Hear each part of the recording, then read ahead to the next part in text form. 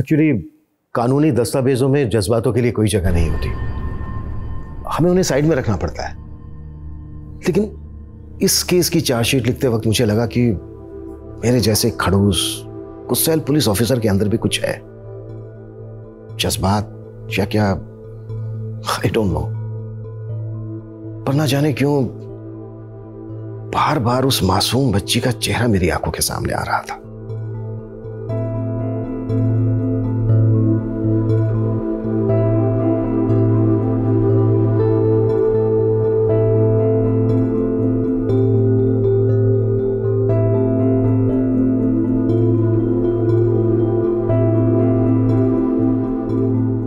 उस अल्लड़ सी नटखट बच्ची की आंखों में एक तूफान था और जिंदगी एक वैशिला जहर।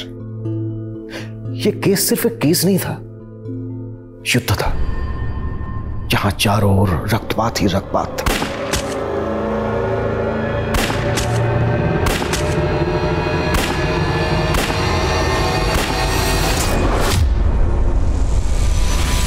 नमस्कार, मैं सोनाली कुलकर्णी क्राइम पेट्रोल 70 के इस नए अध्याय में आपका स्वागत करती हूँ।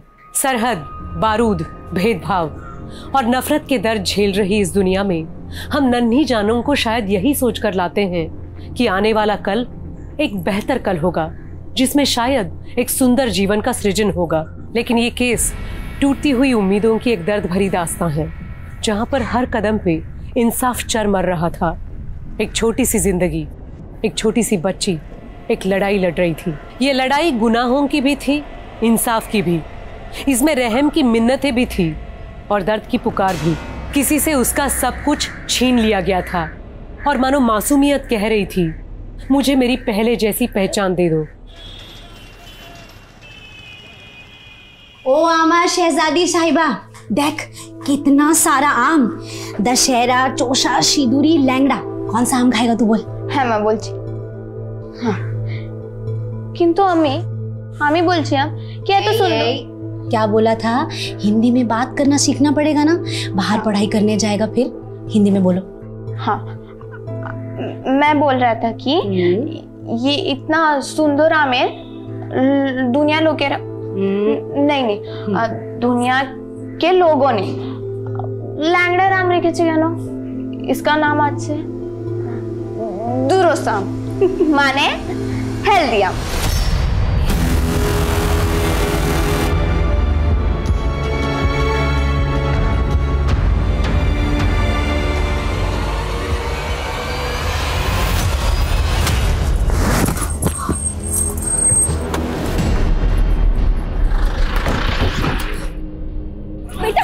बेटा उठो उठो, तुम ठीक हो ना? सुधा, जल्दी पानी लेकर आओ बेटा।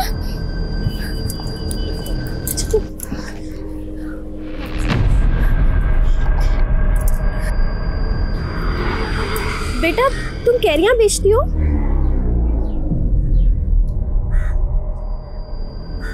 क्या हुआ बेटा, तुम कुछ बोल नहीं सकती हो? एक काम करते हैं, हम तुम्हारी ये सारी कैरियां खरीद लेते हैं, ठीक है? सुन, पैसे तो पैसे। हाँ हाँ हाँ, एक काम करो, सारे ये लो। हाँ? ये पानी। हाँ? उठाओ से उठाओ।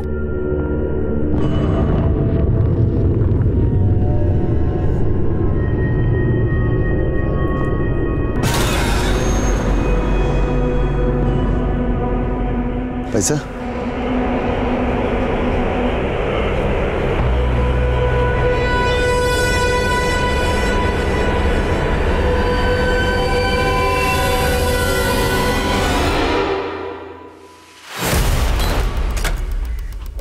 चल। अरे सर क्या हुआ?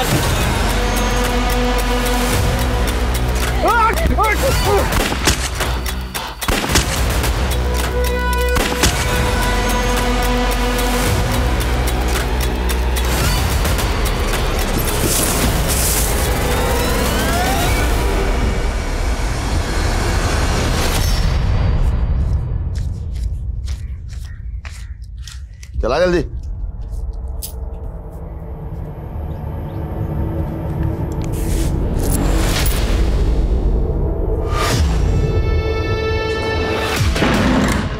क्या हुआ बंगाल की रानी? चेहरा क्यों उतरा हुआ है? इतना अच्छा धंधा हुआ है, इतनी कमाई हुई है, तो थोड़ा मुस्कुरा। इतनी बड़ी आंख, लगता है टॉनिक देना पड़ेगा। नहीं, सबसे पहले विटामिन एस देता हूँ। Smile smile smile smile smile smile. अरे अरे अरे अरे अरे मेरी पतंग थोड़ी ढील किया थी तो हवा में उड़ने लगी। हाँ, खिड़की से कूद मत जाना।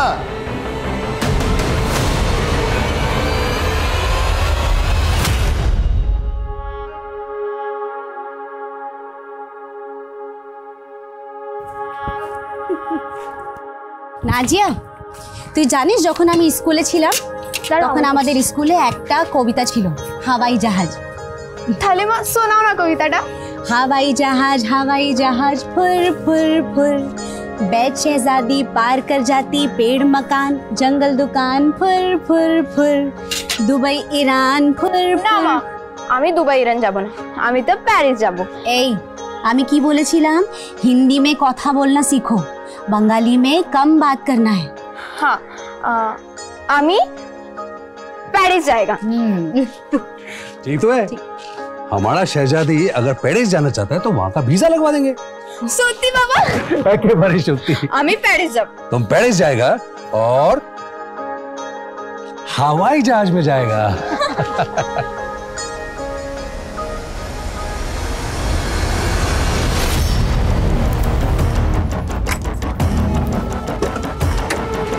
खड़ी आप लोग खड़ी।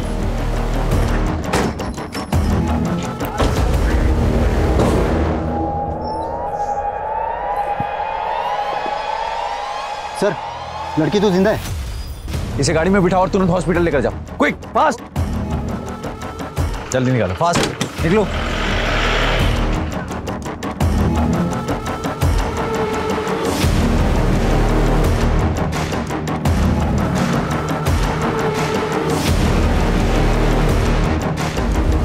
सर, इस लड़की के कान पे जख्म है और जिस लड़की को हमने हॉस्पिटल भेजा उसके कान पे भी जख्म है। सर, मुझे लगता है जबरदस्ती ज्वेलरी लूटी गई है। विशाल, मुझे ये काम उसी गैंग का लग रहा है जो पिछले 3 महीनों में कई सारी फैमिलीज को अपना टारगेट बना चुका है। ये मूवी बिल्कुल वैसा ही है, पहले लूटपाट करना, मर्डर करना और फिर भाग जाना। एक काम करो, जैसे ही उस लड़की को होश आता है सबसे पहले मुझे बताओ। फरीदाबाद आगरा हाईवे पे आज एक फिर बड़ी लूट हुई। ये हाईवे है, ये डेथ रोड। पिछले 3 महीनों में यहाँ 25 लोगों की जानें जा चुकी हैं। आखिरकार पुलिस क्या कर रही है? Print, electronic media, social media, हर जगह हाईवे रॉबर्स की खबर छाई हुई है। 3 महीने में हम एक गैंग को नहीं पकड़ पाए। हमारी कोशिश जारी है सर। हमें लगा कि सर्वाइव विक्टिम के स्टेटमेंट पे हमें लीड मिल सकती है, लेकिन अफसोस वो लेडी कोमा में चली गई सर। इसका मतलब तुम्हारी इन्वेस्टिगेशन उस विक्टिम के स्टेटमेंट पर डिपेंड है? नो सर, हम और भी एंगल से जांच कर रहे हैं। हर बार की तरह इस बार भी फीमेल विक्टिम के गहनों को लूटा गया, जिसे बेचने के लिए क्रिमिनल किसी न किसी सुनार के पास जरूर जाएगा। सर, हमारे मुखबिर हर तरफ ये पता लगाने की कोशिश कर रहे हैं कि वो कौन सा सुनार है जो लूट के और चोरी के गहने खरीदता है। लेकिन 48 घंटे के अंदर अगर ये गैंग पकड़ में नहीं आया तो मैं ये केस किसी और ऑफिसर को सौंप दूंगा। You may leave now. Sir,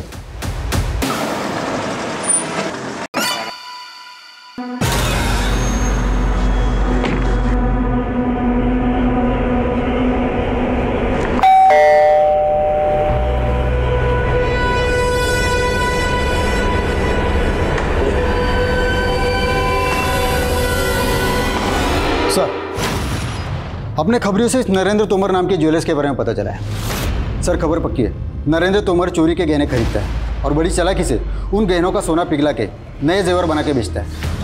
ये हाईवे रॉबरी वाले अपने चोरी के गहने इस नरेंद्र को बेचते हैं, पहले नरेंद्र को उठाते हैं। सर,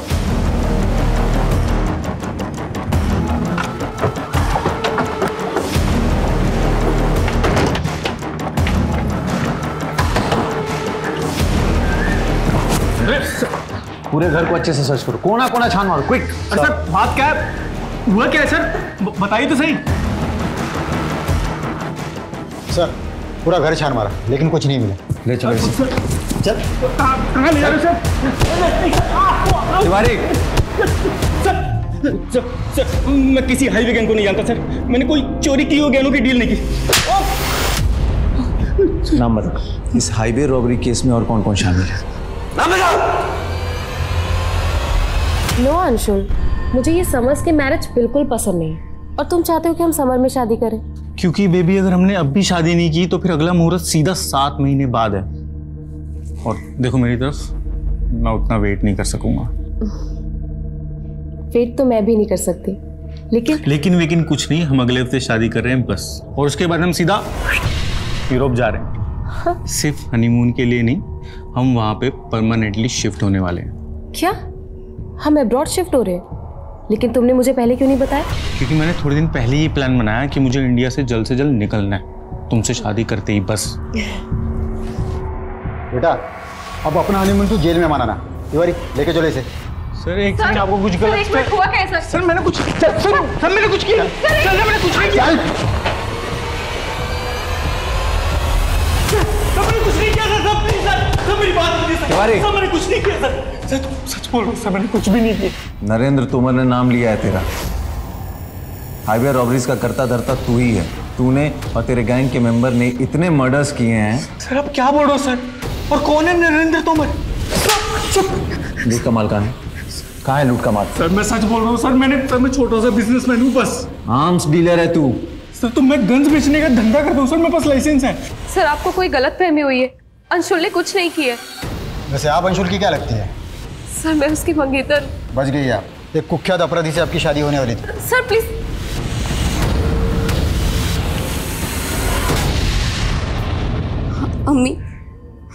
আমি তোমায় এতগুলো চিঠি লিখেছি, কিন্তু তবুও তুমি আমায় ফরিদাবাদ থেকে নিতে আসোনি।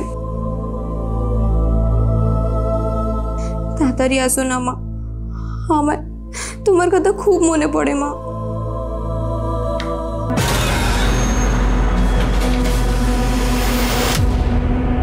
क्या छुपा रही, क्या छुपा रही?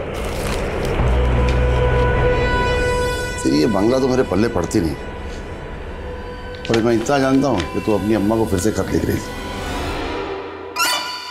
खुशबू रानी, गली कांधाई, चांदपुर। तेरा ये खत मैं डाक खाने तक पहुंचा दूंगा। फिलहाल मैं तेरे लिए चने लाया हूं, कल से तू चने बेचेगी। चल।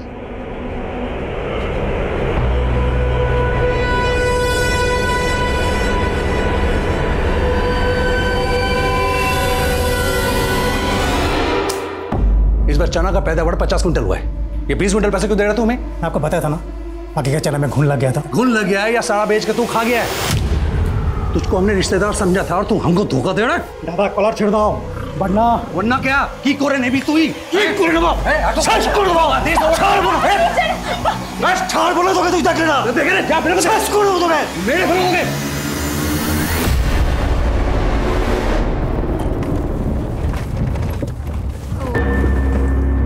क्या हुआ साहब? लगता है इंजन में कोई खराबी है, मैं चेक करता हूँ।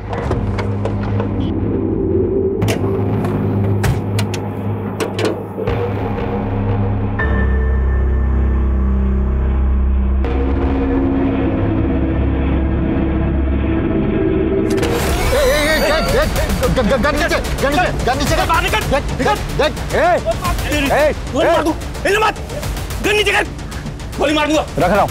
नीचे रख, गोली मार दूंगा मैं। गोली मत चला, रख रहा हूँ।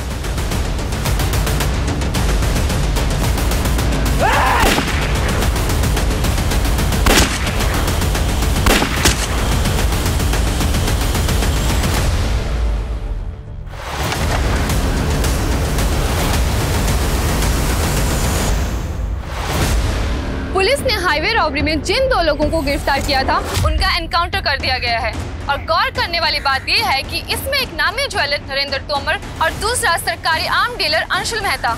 क्या वाकई ये दोनों इस रॉबरी के किंग पिंग है? और आखिर ऐसा क्या हुआ कि पुलिस ने इनका एनकाउंटर कर दिया? अंशुल मेहता की मंगेतर शैलजा गोयल ने सोशल मीडिया के जरिए पुलिस पे गंभीर इल्जाम लगाते हुए ये लिखा है कि ये एक फेक एनकाउंटर था, जो कि काफी तेजी से वायरल हो रहा है। इसके मुताल्लिक उन्होंने एक वीडियो भी रिलीज किया है। पुलिस अपनी नाकामी छुपा रही है, वो असली गुनहगारों को पकड़ नहीं पाए और अंशुल के खिलाफ साबित करने के लिए उनके पास कोई सबूत नहीं था, इसीलिए उन्होंने उसका फेक एनकाउंटर किया। सर अंशुल की मंगेतर पुलिस पर यह आरोप लगा रही है कि एनकाउंटर फेक है। देखिए, हमने एक SIT टीम का गठन किया है जो इस एनकाउंटर की जांच और हाईवे रॉबर्स को जल्द से जल्द पकड़ने के लिए प्रतिबद्ध है। Sir, one more question. इस केस ने जल्द ही ऐसा तुल पकड़ा कि पुलिस एनकाउंटर की सत्यता की जांच करना पुलिस महकमे के लिए बहुत जरूरी हो गया। जय सर। सर एनकाउंटर इसी जगह पे हुआ था। सर उन दोनों को पेशी के लिए कोर्ट ले जा रहे थे, तब हमारी गाड़ी यहाँ खराब हो गई थी। खराबी क्या हुई? सर कार्बोरेटर में कचरा था। सर उसके बाद सर और ड्राइवर दोनों नीचे उतरे। मेरा ध्यान भी बाहर ही था। उसका फ़ायदा उठा के नरेंद्र ने मेरी गन छीन ली और कांस्टेबल को अपने कस्टडी में ले लिया। सर मैंने उसे बहुत रोकने की कोशिश की, लेकिन वो नहीं माना। उसने पहला फायर PSI विशाल की तरफ किया और दूसरा फायर मेरी तरफ। फिर मैंने क्रॉस फायरिंग की, जिसमें वो दोनों ऑन द स्पॉट मारे। आई होप इस एनकाउंटर में कुछ फाउल प्ले नहीं होगा, जैसा कि अंशुल की मंगेतर दावा करती है। अंशुल की मंगेतर एक क्रिमिनल को सपोर्ट कर रही है, सिर्फ सिंपैथी पाने के लिए। वो दोनों एक हार्डकोर क्रिमिनल थे सर। लेकिन इस गैंग में सिर्फ 2 ही लोग तो नहीं होंगे। सर इस बात का अफसोस तो हमें भी है कि हम उनके बाकी साथियों का नाम नहीं निकलवा पाए। दादा चनाने में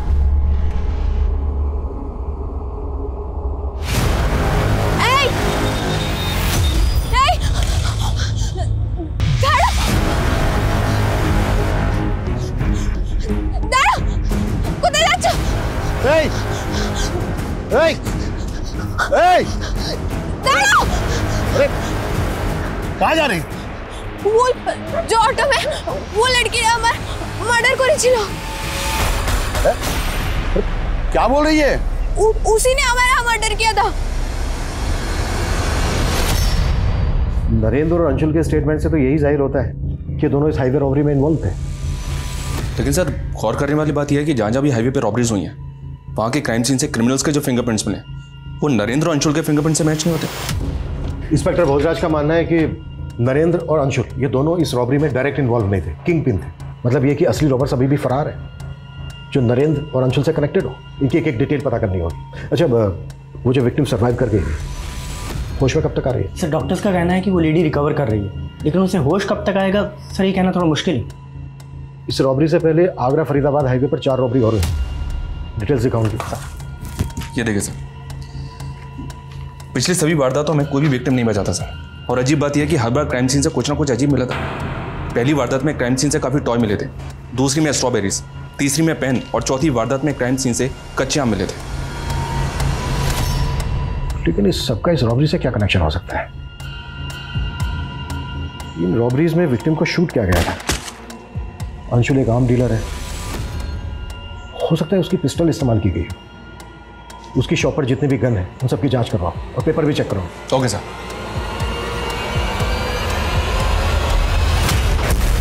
नाज़ा जिंदा हो गई? कोई नशा तो नहीं किया तूने? होश उड़ गए थे मेरे, अपनी आंखों से उसे जिंदा देख के आ रही हूँ। अरे ऐसा कैसे हो सकता है? उसकी लाश को मैंने खुद ठिकाने लगाया था।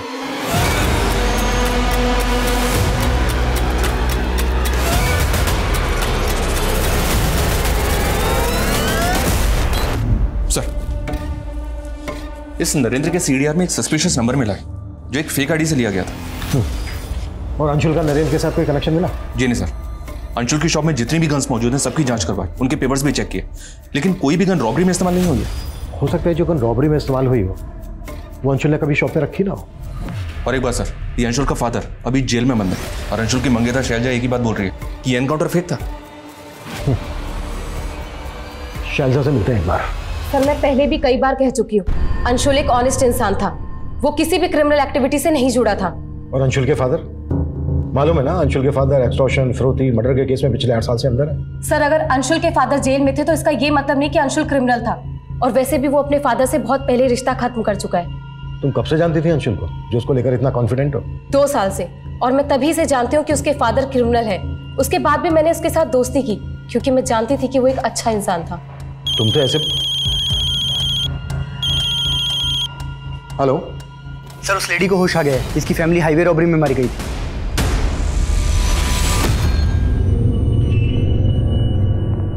अच्छा लता जी, जब ये सब हुआ तो उस वक्त रॉबर्स के साथ ये लोग भी थे? मैंने उनका चेहरा नहीं देखा, उनका चेहरा ढका हुआ था सिवाय 2 पुलिस वालों के। पुलिस वाले? हाँ सर, 2 पुलिस वाले थे, उन्होंने ही हमारी गाड़ी रुकवाई जैसे ही गाड़ी रुकी कुछ लोग फिर पीछे से आए, उनके चेहरे ढके हुए थे। उन्होंने हमें जबरदस्ती गाड़ी से निकाला। उन्होंने मेरे पति को गोली मारी, फिर मुझे। अच्छा लता जी, वो जो दो पुलिस वाले थे वो दिखते कैसे थे? उनके नाम क्या थे? नेम प्लेट देखी थी आपने उनकी? मैंने ठीक से नहीं देखा। क्राइम सीन पर कुछ कच्चे आम बिखरे हुए थे, आप कुछ उनके बारे में बता सकती हैं? वो कैसे आए? आज से के कुछ दूरी पहले ही हमने एक बच्ची से वो कच्चे आम खरीदे थे सर। वो बच्ची हमारी गाड़ी के नीचे आते बाल बाल बची थी, इसलिए हम उस बच्ची पर दया खाकर वो सारे कच्चे आम खरीद लिए थे। लता जी, ये जो बच्ची थी जिससे आपने आम खरीदे, ये क्राइम सीन से कितनी दूर पहले मिली थी आपको? सर लगभग 500 मीटर पहले। इस वारदात से पहले जिन वारदातों में क्राइम सीन से पेन, टॉय, स्ट्रॉबेरी मिले हैं, हो सकता है वो किसी हॉकर ने विक्टिम्स को बेचे हो, या फिर शायद इसी बच्ची ने बेचे हो। मतलब सर, आप कहना चाहते हैं वो बच्ची क्रिमिनल से जुड़ी हो सकती है? बिल्कुल, हो सकता है वो बच्ची क्रिमिनल्स के लिए रेकी करती हो और फिर वो क्रिमिनल्स को सिग्नल देती हो लूट और मर्डर करने के लिए। वैसे भी उस बच्ची को क्राइम सीन से लगभग 500 मीटर पहले ही देखा गया है। उस बच्ची से हमें क्रिमिनल्स की लीड मिल सकती है। एक काम करो, लता से उस बच्ची का स्केच बनवाओ।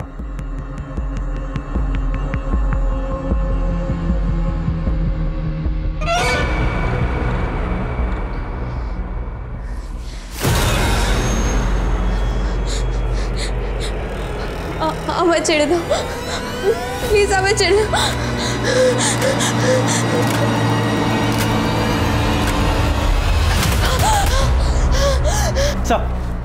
सर उस विक्टिम लता ने जिस लड़की के बारे में बताया था, उसका स्केच रेडी है सर।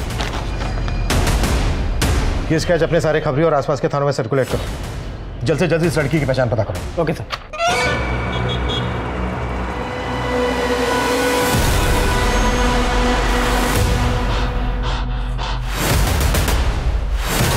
सब करना क्या?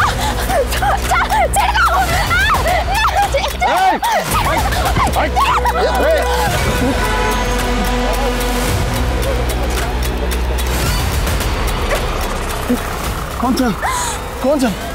अभी जानी ना। हेलो,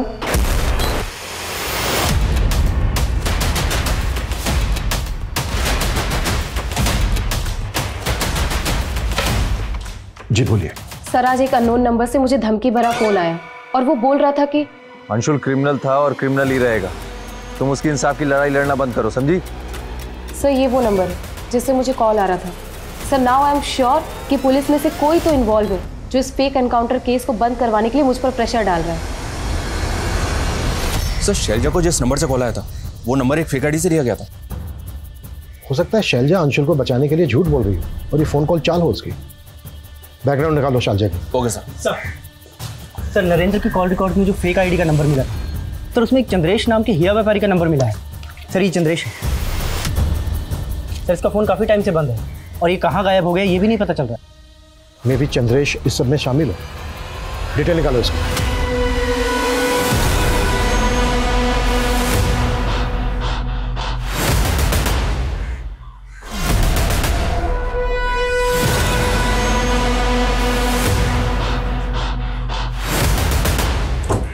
हाँ सर, इस लड़की को अक्सर मैंने एक बूढ़ा आदमी के साथ देखा है। वो वहीं पे सामान बेचा करती थी। बूढ़ा आदमी? हाँ सर। अच्छा उसका कुछ एड्रेस वगैरह पता है? नहीं सर। अच्छा तुम उस आदमी का स्केच बनवा सकते हो जिसे तुमने इस लड़की के साथ देखा? मैंने कहा ना मेरे बिना बाहर नहीं जाएगी। तू रुक, मैं देखता हूँ।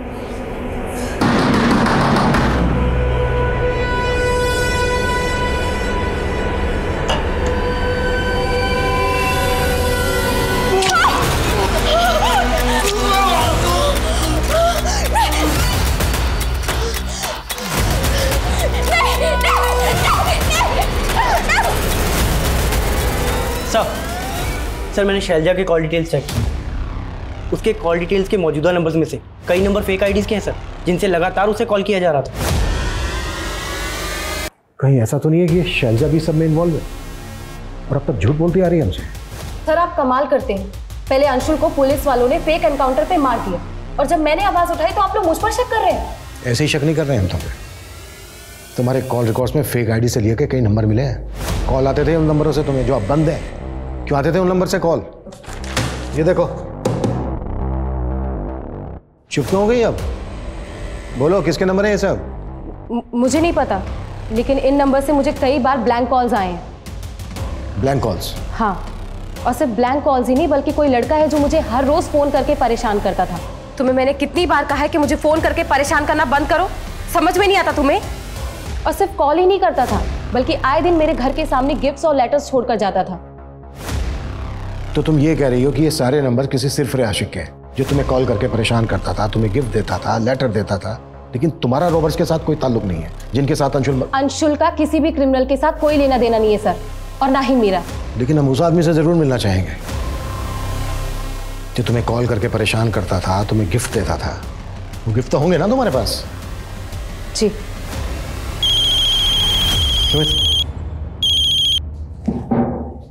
हेलो,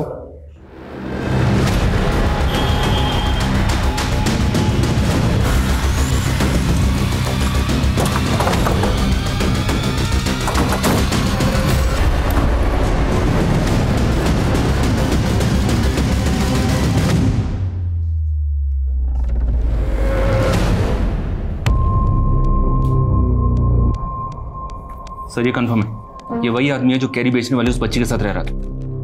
ये देखिए।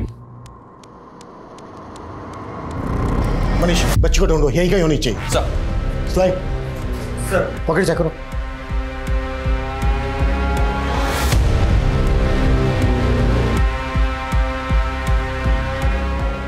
अनुलभ दिखाओ।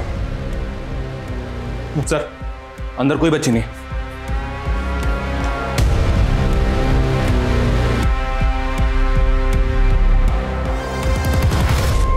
हाँ सर, ये बच्ची यहाँ रहती तो थी, पर अब पता नहीं कहाँ है। नाम क्या है बच्ची का? बच्ची का नाम तो नहीं मालूम, पर वो 3 महीने से यहाँ जयराज जी के साथ रह रही थी। जयराज इन बुजुर्ग का नाम है जो जिनका मर्डर हुआ है? जी सर। अच्छा, इस बच्ची का रिश्ता क्या था जयराज जी के साथ? वो तो कहते थे वो उनके दूर की रिश्तेदार है, पर वो बच्ची बांग्ला बोलती थी और जयराज जी यूपी साइड के हैं। अब ये हमें नहीं मालूम कि उन दोनों में क्या रिश्ता था। जयराज जी का कोई रिश्तेदार, फैमिली वाला? नहीं सर, वो तो यहाँ अकेले रहा करते थे। आप लोगों में से कोई जानता है उनके किसी रिश्तेदार को?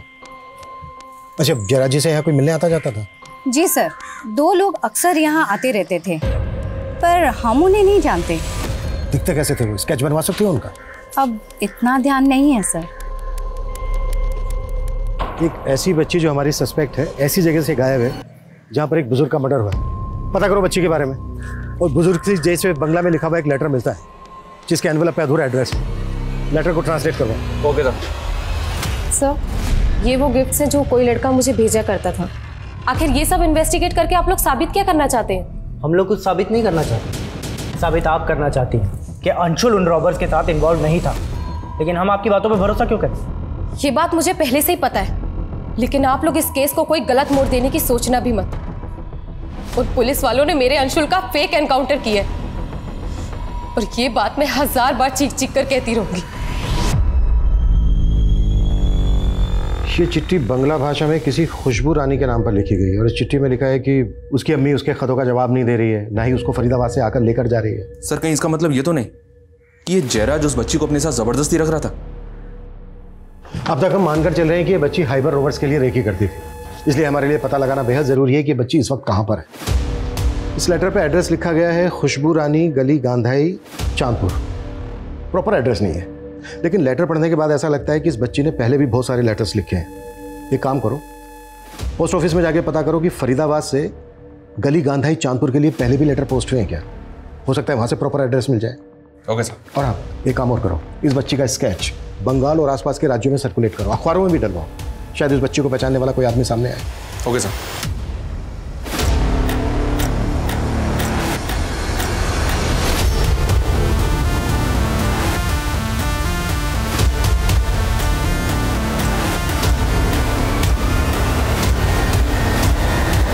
हाईवे रॉबरीज और इतनी निर्मम हत्याओं के केस में लीड ढूंढती एसआईटी अब सोच रही थी कि एक बच्ची इतने खूंखार क्रिमिनल्स के गैंग का हिस्सा होगी, लेकिन वो बुजुर्ग कौन थे जिनके साथ वो बच्ची रह रही थी? उस बुजुर्ग की हत्या किसने की थी और वो लोग कौन थे जिन्होंने उस बच्ची को पहले भी मारने की कोशिश की थी। और आखिर एक रिटायर्ड मजिस्ट्रेट का उस बच्ची से क्या वास्ता था जो उस बच्ची का स्केच अखबार में देख के वो चौंक गए थे।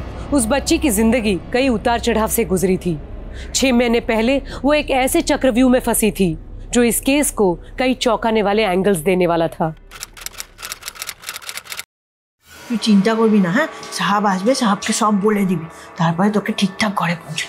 सब नमस्ते। नमस्ते जी, नमस्ते बताइए। करो, नमस्ते करो। क्या हुआ?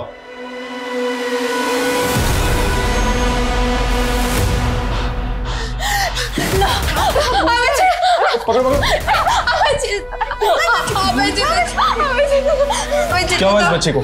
और ये कौन है बच्ची? साहब ये ना मेरे दुकान के बाहर ही खड़ी थी और रो रही थी।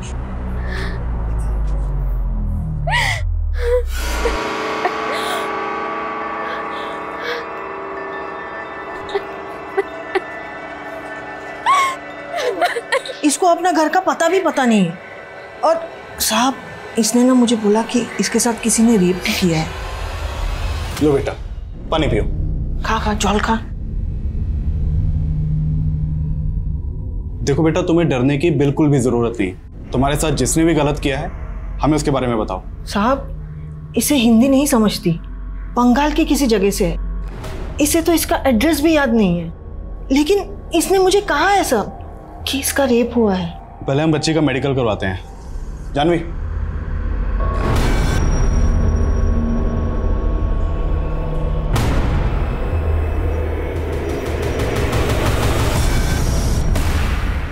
सर, ये बच्ची की मेडिकल रिपोर्ट है।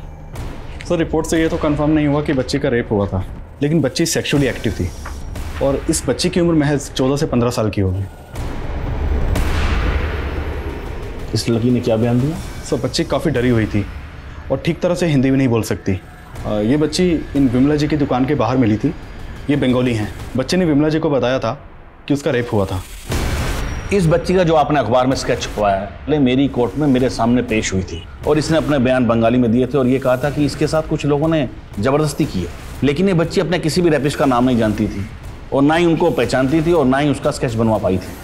लेकिन इस बच्ची ने अपने बयान में यह भी कहा था कि उसके साथ एक ऐसे व्यक्ति ने रेप किया था जो उस वक्त पुलिस की वर्दी में था। पुलिस की वर्दी? जी सर, अब तक हम ये मानकर चल रहे थे कि ये बच्ची रॉबरी गैंग वालों के लिए रेकी करती थी और एक विक्टिम ने हमें स्टेटमेंट दिया कि जो वो गैंग था उसमें 2 पुलिस वाले भी शामिल थे। सर आपको कुछ अंदाजा है कि बच्ची उस गैंग तक कैसे पहुंची होगी? कुछ बताया था इसने? ऐसा तो मैं कुछ नहीं जानता, लेकिन ये बच्ची उस वक्त कुछ नहीं बोल पा रही थी, इसलिए मैंने इसे एनजीओ में रखने का ऑर्डर दिया था। हाँ सर, 3 महीने पहले ये बच्ची हमारे एनजीओ में ही थी। तो फिर 3 महीने पहले बच्ची यहाँ से गई कहाँ? उसकी मौसी आई थी उसे यहाँ से लेके जाने के लिए, करीबन 3 महीने पहले।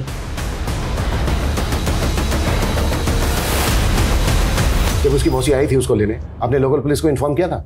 नहीं सर, मुझे लगा उसकी फैमिली आ गई तो मैंने उसे जाने दिया। क्या ऐसा तो नहीं है कि किसी के इशारे पे किया आपने ये सब? No sir, it's just a mistake. उस लेडी की डिटेल दीजिए हमें। 98754389। नंबर तो बंद आ रहा है, जाहिर सी बात है नंबर फेक होगा और एड्रेस भी। नाम क्या था उसका? सर उसका नाम नफीसा था। फोटो दीजिए उसका। जी ये रही। इस एनजीओ के बारे में इंक्वायरी करो। नाजिया का कहना है कि किसी पुलिस वाले ने भी उसका रेप किया था। इस केस के तार बहुत दूर तक जुड़े हो सकते हैं। कैसे भी करके हमें पता लगाना है कि इस वक्त नाजिया है कहाँ। एकदम चुप, एकदम चुप।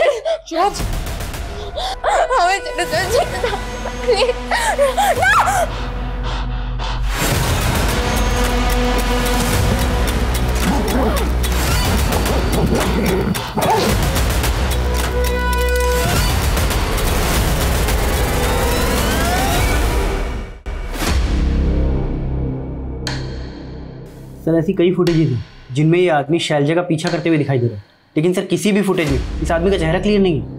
ये आदमी किसी फुटेज में शैलजा के साथ बात करते हुए भी दिखाई गए? नहीं सर, लेकिन सर मुझे ऐसा लग रहा है कि कहीं ये आदमी शैलजा का वही जिल्टेड लवर तो नहीं है जो शैलजा को ब्लैंक कॉल्स किया करता था और गिफ्ट्स भेजा करता था। पता करो ये आदमी कौन है। अंशुल मेहता और नरेंद्र तोमर के पुलिस एनकाउंटर को एक फेक एनकाउंटर कहने वाली शैलजा का अतीत क्या एसआईटी को वाकई कोई लीड देने वाला था? और एसआईटी नाजिया का अतीत जानने के लिए इतनी इच्छुक क्यों थी? क्या वाकई कोई ऐसा पुलिस वाला था जो नाजिया का रेप कर रहा था? लेकिन काफी कोशिशों के बाद एसआईटी ने यह जरूर पता कर लिया था कि नाजिया 2 साल पहले पश्चिम बंगाल के चांदपुर इलाके से लापता हुई थी। करीब 2 साल पहले आप लोगों ने नाजिया की मिसिंग कंप्लेंट फाइल करवाई थी। आखिर वो फरीदाबाद कैसे पहुंची, गायब कैसे हुई थी वो? हमको नहीं मालूम साहब। देखिए, एक लंबे समय तक नाजिया के साथ रेप किया जा रहा था। उसके बाद उसको एक एनजीओ में रखा गया जहाँ से नफीसा नाम की औरत उसको लेकर गई। एनजीओ वाले ने हमें बताया कि वहाँ उसने अपने आप को नाजिया की मौसी बताया था। ये है वो नफीसा। साहब ये नफीसा नहीं है, ये तो रूपा है। रूपा है, हमारे गांव में रहती थी और ये नाजिया की मासी नहीं है। ये तो नाजिया को जानती थी बस। ये रूपा आपके गांव में रहती कहाँ? यही पास में रहती थी साहब, लेकिन उसे सालों से किसी ने नहीं देखा। मतलब रूपा हमारी बेटी को लेकर भी हो सकता है। अच्छा, रूपा के बारे में कोई और इन्फॉर्मेशन दे सकते हो आप लोग? नंबर है उसका आपके पास? है ना साहब, नंबर है, लेकिन सालों से उसका नंबर बंद है। कोई बात नहीं, आप हमें दीजिए।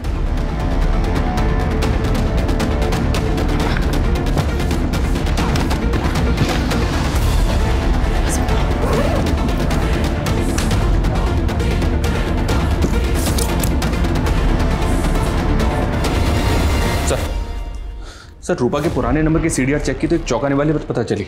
इसके कॉल रिकॉर्ड्स में कई पिम्स के नंबर हैं जो अभी इनएक्टिव हो चुके हैं। रूपा के कॉल रिकॉर्ड्स में जितने भी पिम्स के नंबर हैं उन सब की डिटेल निकालो। हो सकता है वहां से हमें रूपा के बारे में लीड मिले। जी सर। मनीष, ये बच्ची नाजिया खुद एक रेप विक्टिम है और एक हाईवे रॉबरी के केस में आके अटक गई है। इस नाजिया की तलाश ने इस केस को बुरी तरह से उलझा दिया सर। समझ में नहीं आ रहा कि इस केस का डायरेक्शन क्या होगा। इस केस का डायरेक्शन चाहे जो भी हो, पर इस बच्ची को ढूंढने की इच्छा मेरी बढ़ती जा रही है। सिर्फ इसलिए नहीं कि ये मैं हाईवे रॉबरी गैंग की लीड दे सकती है, बल्कि इसलिए कि बच्ची एक दलदल में जाके फंस गई है और मुझे लगता है इस बच्ची को उस दलदल से निकालना बेहद जरूरी है। सर, मैंने शैलजा और अंशुल दोनों की पिछले 2 सालों की कई बातें पता की हैं सर। ये शैलजा अपने पेरेंट्स के साथ कानपुर में रहा करती, जहां उसे एक रिश्ता आया था, जिस रिश्ते को शैलजा ने बिना लड़के को देखे ठुकरा दिया था। हाँ, लेकिन इस सब का हमारे कैसे क्या कनेक्शन? कनेक्शन है सर, क्योंकि इंस्पेक्टर भोजराज कानपुर बैच का है और शैलजा ने जिस रिश्ते को ठुकराया था वो और किसी का नहीं, इंस्पेक्टर भोजराज का ही था। ये एक महज इत्तेफाक है कि मेरे घर वालों ने मेरी शादी 2 साल पहले शैलजा के साथ फिक्स कर दी थी। जब मैंने अंशुल को अरेस्ट किया, मुझे नहीं पता था कि शैलजा उसकी मंगेतर है। लेकिन एक पुलिस वाले होकर तुम एक लड़की को स्टॉक कर रहे थे, ब्लैंक कॉल और गिफ्ट देकर उसे परेशान कर रहे थे। ये जितनी बातें आप कह रहे हैं कि मैं ऐसा कर रहा था, इसका कोई प्रूफ है आपके पास या फिर ऐसे ही बस? प्रूफ तो हमारे पास इस बात का भी नहीं है कि अंशुल मेहता का रॉबरी गैंग से कोई ताल्लुक था। तुम्हारे पास है कोई प्रूफ? सब खेल था तुम्हारा। अब तुम अपना क्या मान रहे हो या मनवाए हम? सर, मैं मानता हूं मैं उन रॉबर्ट से गहने खरीदता था, लेकिन वो कौन है सर मैं नहीं जानता। वो मेरा फोन पे उनसे कांटेक्ट होता था, गहने लेकर आते थे, मुझसे पैसे ले जाते थे और जो बंदा आता था वो मुंह ढक कर आता था सर।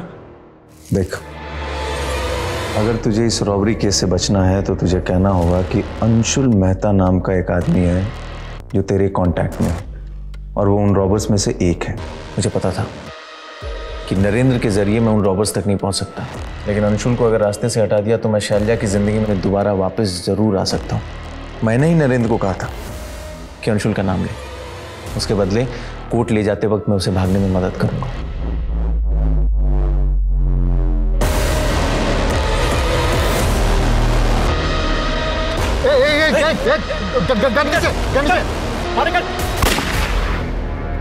नरेंद्र इस केस की अहम कड़ी था, उसको ही मार दिया तूने और उस बेकसूर अंशुल को भी। कैसा पुलिस वाला है तू? इस वर्दी का अपमान किया है तूने। भोजराज के स्टेटमेंट से यह तो साफ है कि नरेंद्र तोमर रॉबरी गैंग से जुड़ा था। इसके सीडीआर में एक फेक आईडी का एक नंबर मिला था जिसमें हमें एक और हीरा व्यापारी चंद्रेश का नंबर मिला। इस चंद्रेश को मैंने ढूंढने के लिए कहा था। क्या अपडेट है इसकी? सर, खबरियों को इसकी तलाश में लगाया। खबरियों को तलाश में लगाया, बस हो गया? कैसे भी करके चंद्रेश मुझे अंदर चाहिए। और रूपा को कैसे ढूंढ रहे हो तुम लोग? और रूपा की कॉन्टैक्ट लिस्ट में जितने भी पिन थे उनकी क्या अपडेट है? सर, उसकी भी तलाश जारी है। सर, सर मैं नाजिया मिसिंग केस में बेंगलोर पुलिस की इन्वेस्टिगेशन को स्टडी कर रहा था। उस केस में एक एंगल ऐसा था जिसको बेंगलोर पुलिस ने इन्वेस्टिगेट किया ही नहीं था। कैसा एंगल?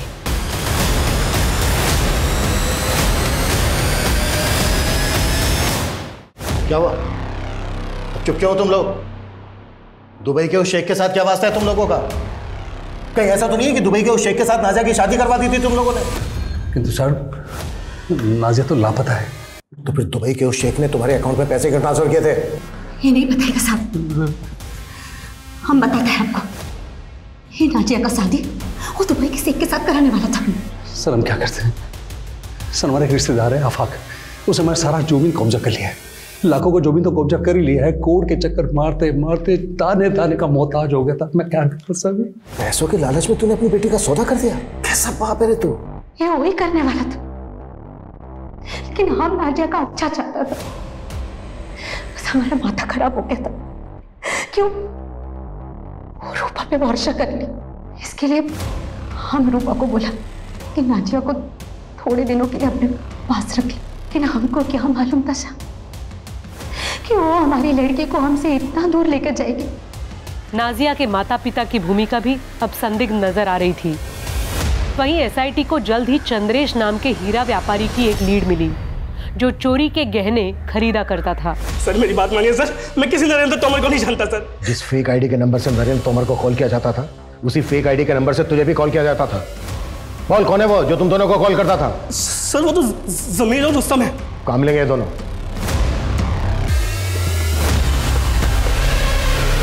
पकड़ो सबको।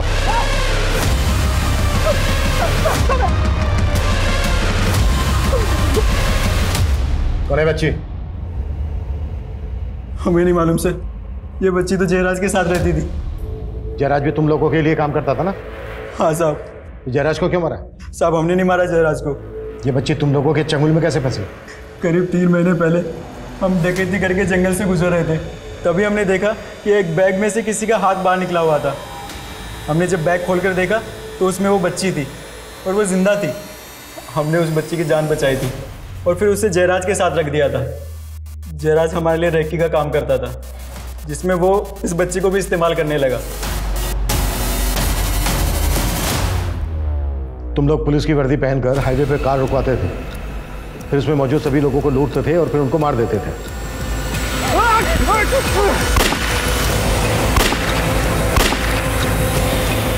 हमें पता चला है कि कोई पुलिस की वर्दी वाला आदमी उसका रेप करता था।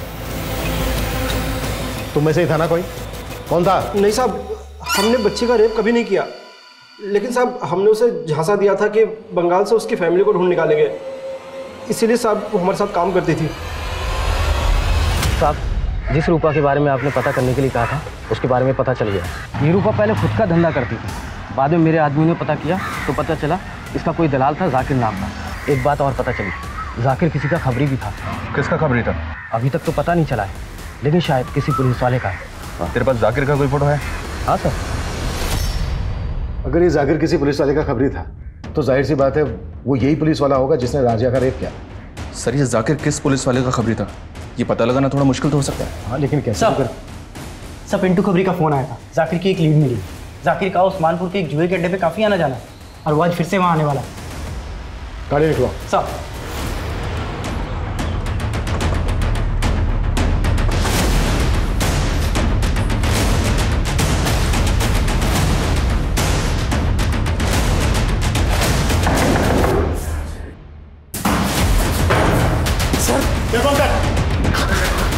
कौन लाजिया का? सर बताता हूँ सर। अरे हाँ, चिंता क्यों कर रहे हैं आप? अरे बेफिक्र रहिए, बस हो जाएगा काम आपका।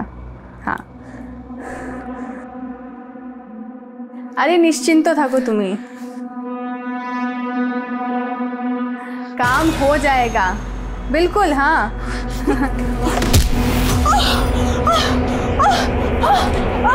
क्या करी तो?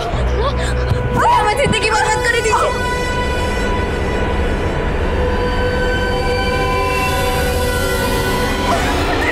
नहीं नहीं नहीं बेटा छोड़ उसको, छोड़ छोड़ छोड़ छोड़ बेटा छोड़, हट हट बेटा हट।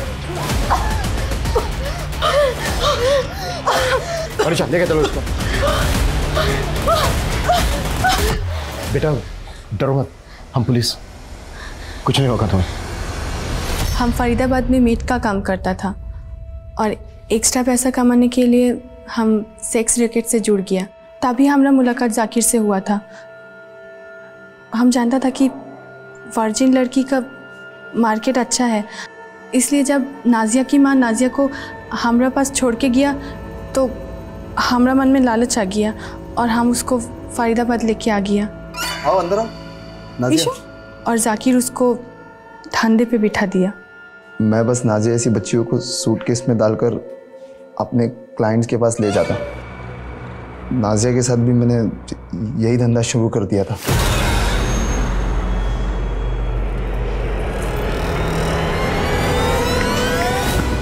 एक दिन अचानक वो तंग आकर भाग गई और किसी पान वाली को मिली जो उसे पुलिस के पास लेकर गई।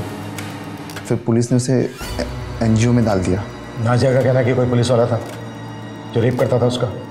हाँ सर, उस पुलिस वाले साहब ने कहा कि उस बच्ची को किसी भी हाल में एनजीओ से बाहर निकालो। उन्हें डर था कि नाजिया उनके बारे में सबको बताना दे। हम जाकिर के कहने पे ही नाजिया को एनजीओ से हटाया था और वापस जाकिर को सौंप दिया। वो पुलिस वाला कौन था जो नाजिया का रेप करता था? चलो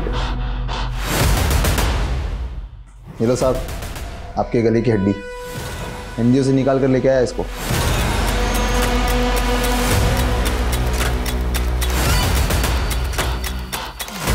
सांप को लगा कि वो मर गई, इसलिए मैं उसे सूटकेस में डालकर दूर जाकर फेंक के आया। लेकिन मुझे नहीं पता था कि वो जिंदा थी। वो तो 3 महीने बाद अचानक रूपा ने उसको एक बूढ़े आदमी के साथ देखा, तो मैंने ये बात साहब को बताई। साहब ने कहा कि ख़त्म कर दो नाजिया को। वो बच्ची फिर हाथ से निकल गई। फिर मैं उस बुड्ढे को मारकर नाजिया को अपने साथ उठा लाया। साहब ने कहा कि नाजिया को मार दो, लेकिन मैंने सोचा अगर मारना ही है तो क्यों ना कुछ और पैसे कमा लूँ उससे, इसलिए अब तक मैंने उसको ज़िंदा रखा था।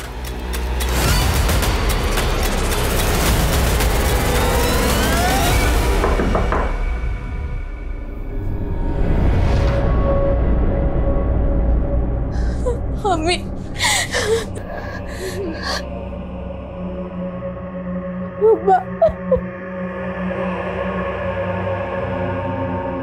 मुझे नहीं पता कि नाजिया का फ्यूचर अब क्या होगा, कैसा होगा, लेकिन मैं आप सभी से अपील करता हूं, जब आप नाजिया जैसे बच्चों को कहीं भी किसी भी मुसीबत में देखें, प्लीज पुलिस से संपर्क जरूर करें। लगभग 2.5 साल नरक से भी बदतर जिंदगी जीने के बाद आखिरकार नाजिया को अपनी अम्मी को देखना नसीब हो पाया। लेकिन नाजिया के साथ हो रहे गुनाह तब शायद थम सकते थे जब नाजिया की सुनवाई एक मैजिस्ट्रेट द्वारा की जा रही थी। अगर तब उसके साथ हुई ज्यादतियों को गंभीरता से लिया जाता तो शायद हम एक बच्ची को ये उम्मीद दे सकते थे कि गुनहगार कभी बख्शे नहीं जाते।